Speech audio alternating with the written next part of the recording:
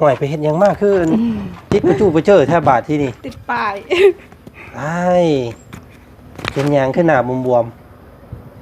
เป็นหัวซื้อ ๆบินหัว โดย บ่สบายบ่ โดย อ๋อพี่น้องเพิ่นบ่สบาย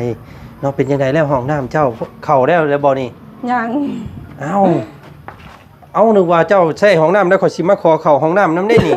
เนาะ ปฏิป โอ้ยังบ่มีประตู โดย ยังบ่มีแนวกำบัง นี่ไปสิกาเข้า มี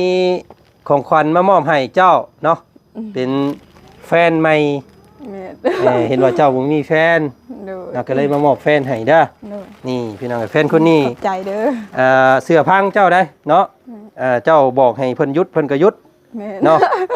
ถ้าให้เพิ่นปิ้นนี่เพิ่นก็ปิ้นเนาะลองมึงอยู่หั่นเนาะไผมีของขวัญมาให้น้องเพิ่นเล็กๆน้อยๆเนาะพี่น้องเนาะก็เห็นน้องนะน้อยว่าเจ้าบ่สบายบ่ โดย เป็นนี่ใดเป็นนี่อาการ วินแต่หัวเจ็บคออ๋อ เจ็บคอ โดยแต่เมื่อวานนี่ กะเงิน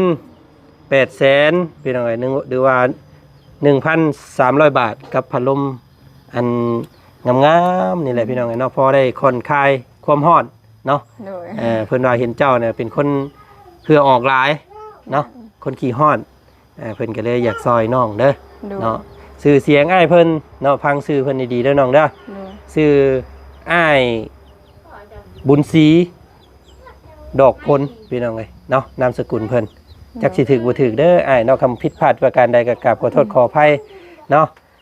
อ้ายบุญศรีดอกพลพี่น้องเอ้ยเนาะ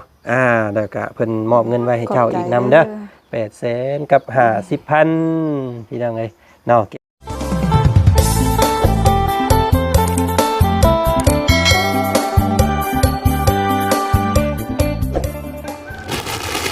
พี่น้องเลยตัดภาพมาทางนี้มาที่นี่เนาะแพนใหม่ถอยออกจากห่าง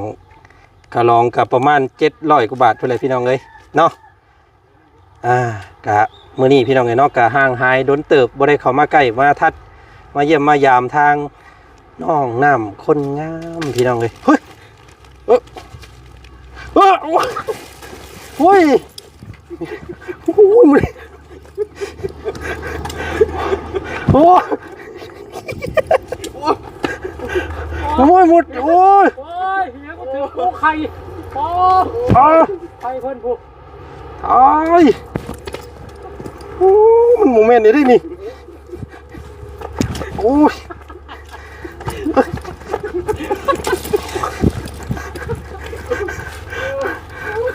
โอ้ตายพอตัวโอ้ยพี่น้องเลยปลาตัวไอ้ครับมึงเอาแล้วไปนี่เด้อมึงเมนดินนี่พี่น้องเจ็บอีดีได้นี่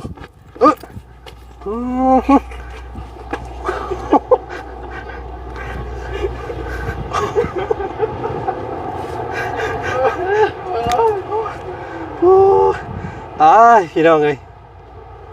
ยืนเสนอโตเนาะหรือว่าเปิดคลิปอยู่ใต้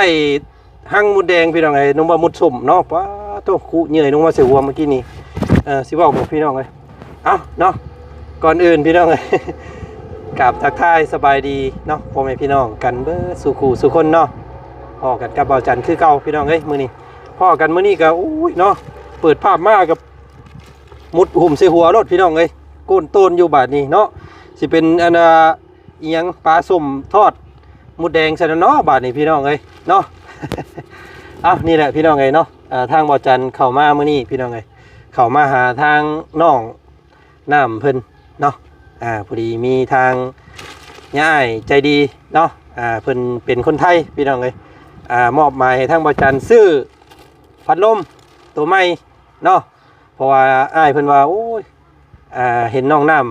ำมักมีเหือเนาะเหือออกหลายเราจะพี่น้องไงน้องเป็นคนเหือหลายโอ้ยขอโทษขออภัยด้วยพี่น้องเด้อหมดครบเนาะก็เลยให้ว่าจันซื้อนี่แหละพี่น้องไงพัดลมมาให้น้องเพิ่นมื้อนี้เนาะก็ต้องขอขอบมุกขอบใจขอขอบคุญขอบคุณ ทางอ้ายใหญ่ใจดีพี่น้องเอ้ยอ้ายบุญศรีเนาะอ้ายบุญศรีดอกพลพี่น้องเอ้ยกะขอมุกขอบใจเนาะโอ้ยเอาก่อน ไปเนาะโอเคพี่น้องเอ้ยเนาะกะบ่เว้าหลายใหญ่กันทางอ้ายเพิ่นบ่ได้ให้ซื้อหยังเลยพี่น้องเอ้ยให้ซื้อแต่พัดลมว่าซั่นเนาะซื้อแฟนใหม่ให้น้องน้ำเพิ่นว่าซั่นพี่น้องเอ้ยต้องขอโทษขออภัยเด้อพี่น้องเด้อเมื่อกี้นี้ก็ได้เนาะมุดคุใส่หัวเว้าหยังกับพิษถึกๆแน่จักเอิ้นซื้ออ้ายเพิ่นถึกดื้อพิษบาดที่นี่พี่น้องเอ้ยเนาะอ้ายบุญศรีดอกพลเนาะอ้ายใจดีจากฝั่งไทยพี่น้องเอ้ยเนาะบ่ได้มาใกล้มาทัดแต่โดนสีบ้านเฮือนซ่านนี่ก็องค์ตรงคือเก่าพี่น้องเอ้ยเนาะสีบ่ลาบ่ลงตึงอยู่พี่น้องเอ้ยเนาะเดือมมาบอยู่เอ้าโอ้ยห้องน้ำน้องเพิ่นโอ้มีหลายคู่หลายคนอยู่พี่น้องเอ้ยเนาะให้ว่าจันเข้ามาทักมาถามอัปเดตห้องน้ำน้องเพิ่นแน่ว่าซั่นพี่น้องเอ้ยเนาะยังบ่แล้วว่าซั่นเนาะสบายดีน้องเนาะเอาพังเสียงแน่พี่น้องห่วยไปเฮ็ดหยังมากขึ้นติดประจูประเจอแทบบาดที่นี่ติดป้าย ไอ้เป็นหยังขึ้นหน้าบวม เป็นหัวซื้อ มินหัว โดย บ่สบายบ่ โดย อ๋อพี่น้องเพิ่นบ่สบายเนาะเป็นจังไดแล้วห้องน้ำเจ้าเข้าแล้วบ่นี่ ยัง เอ้านึกว่าเจ้าใช้ห้องน้ำแล้วขอยสิมาขอเข้าห้องน้ำนำได้นี่เนาะ ติด โอ้ยังบ่มีประตู โดย ยังบ่มีแนวกำบัง นี่ไผสิกล้าเข้า โอ้ยพี่น้องไอ้เนาะเฮ็ดจังได๋ล่ะบาดนี้เนาะเอ้าว่าเพิ่นซื้อใบประตูมาให้เด้มันยังขาดหยัง บ่มีบ้านพัก อ๋อบ่มีบานอันพับอันติดนี่บ่ โดย โอ้ยพี่น้องเอ้ยเนาะกกน้ำก็ยังบ่มี อ๋อก๊อกน้ำที่เป็นเข้ามานี่ก็ยังบ่มี โดย แต่ว่าเดี๋ยวอื่นแล้วบ่แล้วเนาะ โดย ยังขั้นตอนตัวเดียวนี่พี่น้องเอ้ยอ้าวเอาแต่ว่าอันทางลุงอันหนวดเพิ่นบ่ได้มาเนาะ โดย เพิ่นค่าไถให้ไถหน้าเพิ่นอยู่ว่าซั่นพี่น้องเอ้ยเนาะเอาเดี๋ยวโอ้ยพี่น้องเอ้ยเนาะบ่ซั่นบ่จันซื้อมาให้ก็ได้อยู่ดอกอันบาทพับมันนี่เนาะ10อันเช้า4-50,000นี่แหละเอามื้อหน้าเด้อเดี๋ยวไปล้มน้ำมันพอน้องนางน้อยเพิ่นก่อนเนาะน้องหลานน้อยเพิ่นก่อนถ้าเพิ่นวางมาติดตั้งให้ล่ะสิว่าจันสิซื้อให้ก็ได้ดอกอันนี้มันเนาะยังน้อยเดียวนึงบ่แล้วซ้ำพี่น้องเอ้ยมีห้องน้ำก็บ่เข้าบ่ได้คือเก่าแล้วอันนี้เนาะ ไผสิกล้าเข้า ห้องน้ำมันกึ่งปึงอยู่เนาะพี่น้องเนาะกลางคืนใครนี่เด้นี่เนาะกลางเว้นนี่ห่วยกลางคืนก็คือกันแน่เนาะ โดย กลางคืนก็ห่วยพี่น้องก็นั่งอยู่ดีๆบนหมู่บ่ล้อมาบนห่วยไปปูนฮ้อนน้องไปเนาะนั่งอยู่ตะลุมตะล่างไปเอาพี่น้องเลยเนาะห้องน้ำน้องเพิ่นสรุปแล้วก็ยังบ่แล้วเด้อเนาะดินบล็อกดินอิฐนี่ถือว่าเดือพี่น้องเลยเนาะโธ่ดินแห่ดินทรายนี่เกือบเนาะเกือบเบิดพูดเลยพี่น้องเลยยังน้อยหนึงโอ้พอดีแล้วเอาไว้อันว่าเทน้ำมงอันล่างถ้วยล่างบวงเจ้าเนาะแต่ว่าปูนเบิดเนาะน้องเนาะ หมด โอ้ยพี่น้องเลยเอาพี่มานั่งพี่ก็ได้น้องมันจังบ่าวเพิ่งมันจังบ่ฮ้อนเนาะแจ้งอยู่บ่าวเพิ่งบ่เห็นหน้าค่อยเลยอิ่มไปจักเนาะพี่น้องเนาะนี่มื้อนี้พี่น้องเลยเนาะมีของขวัญมามอบให้เจ้าเนาะเป็นแฟนใหม่เห็นว่าเจ้าบ่มีแฟนเราก็เลยมามอบแฟนให้เด้อนี่พี่น้องแฟนคนนี้ใจเด้อเสื้อพังเจ้าได้เนาะเจ้าบอกให้เพิ่นหยุดเพิ่นก็หยุดเนาะถ้าให้เพิ่นปิ้นนี่เพิ่นก็ปิ้นเนาะลองมึงอยู่หั่นเนาะไฟมีแล้วหรอว่าอันใต้ได้เฮ็ดได้อยู่บ่ไฟเจ้ามีบ่ใต้ได้อยู่เนาะเบิ่งให้พี่น้องเลยมันสามารถเฮ็ดต่ำเฮ็ดสูงได้เด้แผนเจ้านี่เนาะเด้อปุ๊บพี่น้องสุดปึกจำปั๊บเลยเนาะปึ๊บนี่อันนี้สำหรับอันว่าแขกคนมาหลายเนาะพอหมุนมันจะทั่วถึงคนเจ้ามักตำกับเจ้า หมุนสิมันก็ลงรถเนาะ โดย นี่พี่น้องซ้ำนี่พอดีแล้วเนาะ โดย พี่น้องเลยมอบให้เจ้าเลยอันนี้เนาะพี่น้องเนาะของน้องน้ำเนาะพี่น้องเลยมาเมื่อนี้ก็มามีของขวัญมาให้น้องเพิ่นเล็กๆน้อยๆเนาะพี่น้องเนาะก็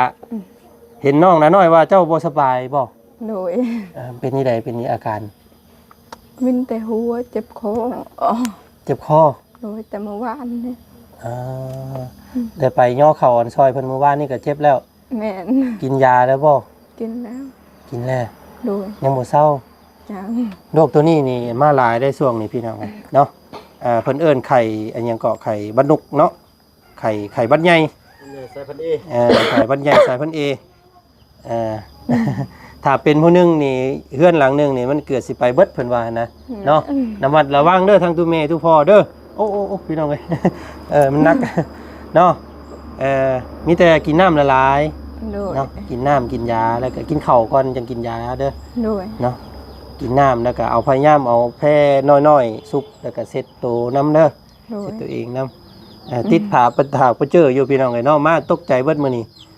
แต่เก่าเห็นน้องเพิ่นว้าหอบโยนตากแดดตากลมเนาะงดก้อนช่วงนี้ก็ได้เนาะ โดย กินข้าวแล้วบ่มื้อนี้ กินแล้วข้าวเช้า กินกับหยัง กิน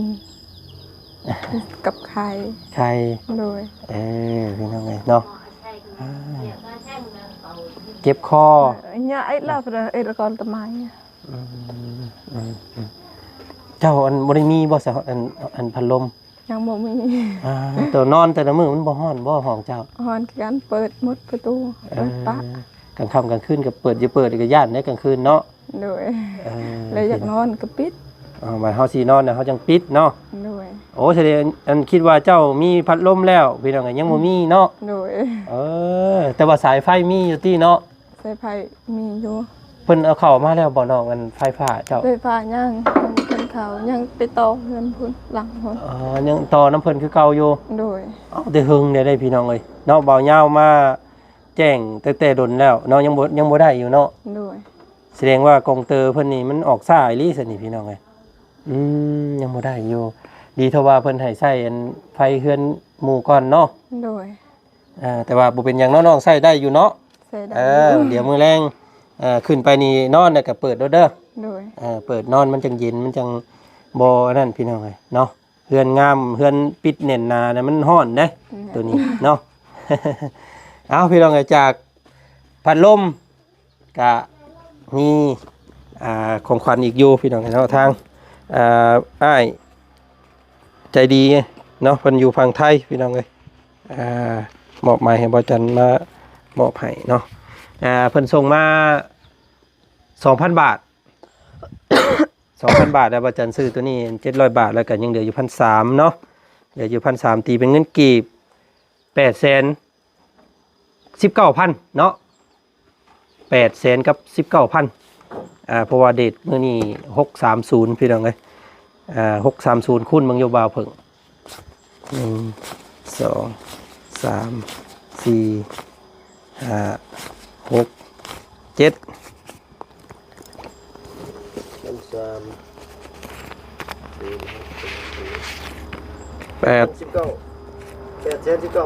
800,000 กับ 19,000 กีบเป็นยังไงเนาะ1 2 3 4 5 6 7 8ฉันบ่าวจันสิเอาให้800,000 กับ50,000เลยเด้อ โดย เนาะบ่เป็นหยังพี่น้องไอ้ซอยน้องเพิ่นเนาะกะเงิน800,000พี่น้องไอ้หรือว่า 1,300 บาทกับพัดลมอัน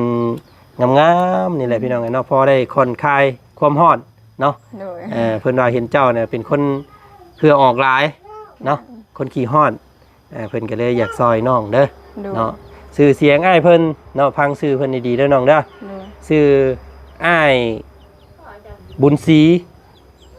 ดอกพลพี่น้องเอ้ยเนาะนามสกุลเพิ่นจักสิถึกบ่ถึกเด้ออ้ายเนาะคำผิดพลาดประการใดก็กราบขอโทษขออภัยเนาะอ้ายบุญศรีดอกพลพี่น้องเอ้ยเนาะแล้วก็เพิ่นมอบเงินไว้ให้เจ้าอีกนำเด้อ800,000 กับ 50,000พี่น้องเอ้ยเนาะเก็บไว้ โดย เนาะไว้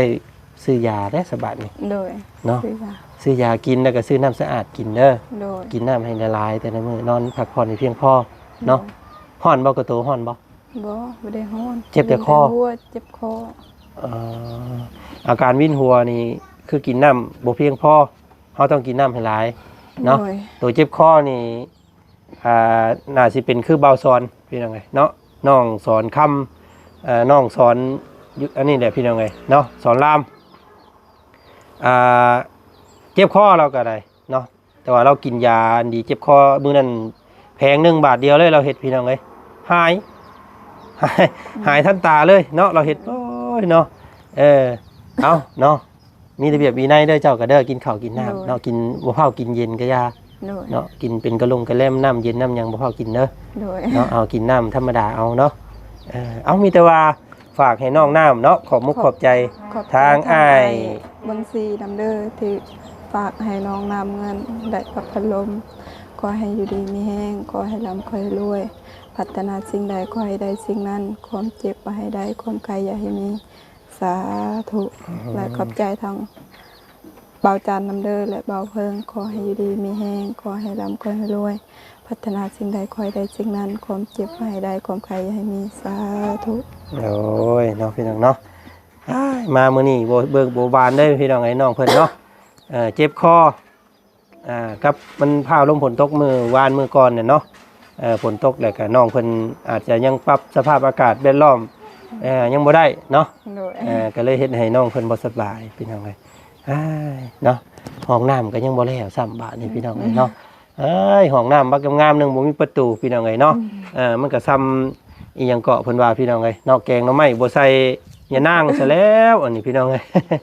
เนาะบ่ใส่ยานางบ่ใส่ปลาแดก มันก็บ่แซ่บแล้วเนาะ แม่น อันนี้ก็ยังส่งเสื้ออีหยังเรียบร้อยเบิดแล้วพี่น้องเอ้ยสิแม่นขาดขาดแว่นตาเพิ่นเนาะแว่นตาบ่มียังขาดแต่ไปประตูอย่างเดียวนะน้องเนาะ โดย เอ้ยจังได๋ซะพี่น้องเอ้ยเนาะสิคองคอยถ่าเบานุ่งหนวดเพื่อเราสิมาพี่น้องเอ้ยเพื่อเราสิไถพุดหน้าแล้วเนาะเดี๋ยวว่าจันทร์สิซื้ออันนั้นซอยเจ้าก็ได้ โดย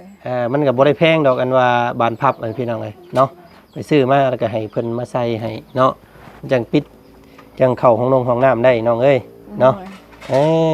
เอ้าดีใจน้ำเด้อมื้อนี้เด้อ โดย ได้พัดลมเนาะเอาขึ้นไปลองเบิ่งเด้อ โดย เนาะคันมันบ่ได้จังใดมันบ่ปิ้นมันบ่มุนแล้วก็บอกอ้ายเด้อเดี๋ยวอ้ายสิไปเปลี่ยนให้เนาะ โดย ถ้าว่ามันหมุนมันหยังแล้วก็รักษาเอาบัดนี้เนาะสิเป็นของคู่กายน้องน้ำเด้อเนาะ โดย เป็นแฟนน้องน้ำพี่น้องเอ้ยเนาะแฟนภาษาอังกฤษเอิ้นแฟนพี่น้องเอ้ยแฟนมอบแฟนใหม่ให้น้องน้ำมื้อนี้พี่น้อง แฟ เอ้ย นครั้ เนาะ งแรกเลย ฮะ แฟนครั้งแรกเลย เพลงครั้งแรกเลย โดย โอ้ยพี่น้องเอ้ยเนาะเอาฮักเพลงกันได้อเด้อ โดย อยู่นำกันรักษากันได้เด้อ ไอ้แม่เพิ่นหัวยุ่มอยู่พี่น้องเอ้ยหาแฟนให้ก็โอ้ยเราอ่ะพี่น้องเอ้ยนี่บ่เราอ่ะเนาะพัดลมพี่น้องเอ้ยพัดลมเนาะบ่เป็นแฟน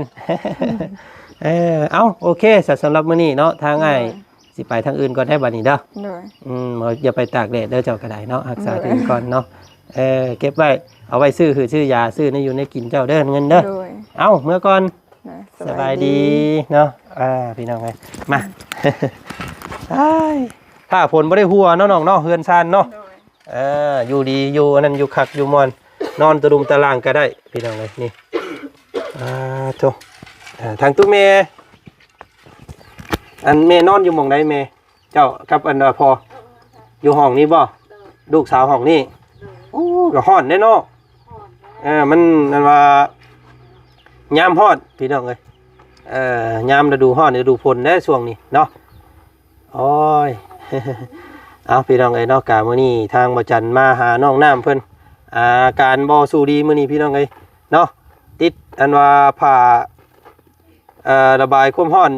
เปื้อเจ้ออยู่ว่าซั่นเนาะมันเป็นวินว่าซั่นวินหัวแล้วก็เจ็บคอเนาะ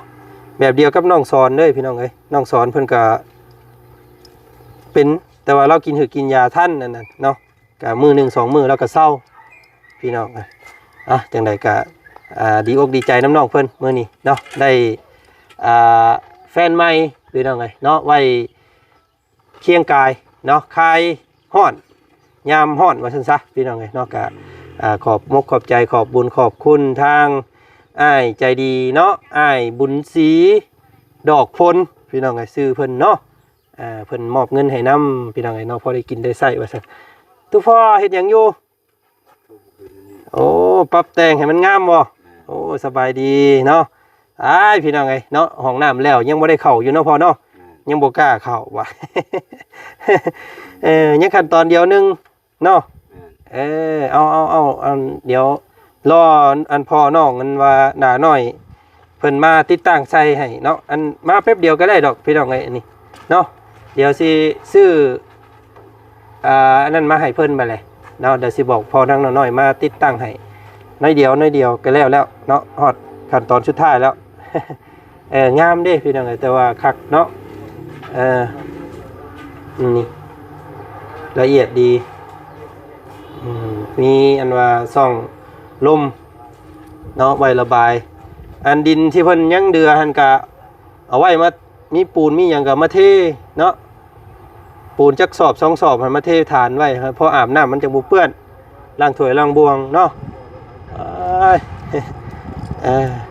เอาขอมขอบใจเด้ออ้ายเด้อเนาะที่มอบหมายทางเบาจันมาเป็นสะพานบุญให้อ้ายเพิ่นก็บ่ได้ให้ซื้อหยังว่าซั่นพี่น้องให้ซื้อแต่พัดลมเนาะอ้ายเพิ่นก็มองเห็นว่าน้องฮ้อนเนาะยามตอน ยามฮ้อนตอนเที่ยงตอนเว้นไปซี่แหละพี่น้องเอ้ยเนาะต้องเปิดประตูไว้รับลมว่าซั่นพี่น้องเอ้ยเนาะก็เอาเนาะจังใดก็ดีบกดีใจขอบบุญขอบคุณมัดสุขูสุคนพี่น้องเอ้ยที่สดช่วยเฮือนหลังนี้เข้ามาให้เกิดเป็นภาพอันงดงามเนาะถือว่าอยู่เย็นเป็นสุขเลยแหละบัดที่นี้พี่น้องเอ้ยสำหรับเฮือนซานของน้องเพิ่นห้องน้ำก็มีไฟก็มีเนาะเฮือนก็ใหญ่อยู่สบายพี่น้องเอ้ยน้ำใสไฟสว่างบัดที่นี้เนาะน้องน้ำเฮือนงามพี่น้องเอ้ยเนาะ เอาโอเคสำหรับคลิปนี้บ่าวจันขอลำลาเพียงสำนี้ก่อนพี่น้องเอ้ยเนาะอากาศร้อนมาหากินน้ำเย็นๆซะก่อนพี่น้องเอ้ยเอาพบเจอกันใหม่อีกคลิปหน้าคลิปนี้ไปแล้วพี่น้องเอ้ยสบายดีสวัสดีเด้อบัดสุขุสุคนเจอกันใหม่เนาะพี่น้องเนาะโอ้แผ่นดินแผ่นหญ้าเขียวสีพี่น้องเอ้ยเนาะฝนตกผ้าห้องใส่กบเขียดห้องสนั่นวันไหวกลางค่ำกลางคืนมา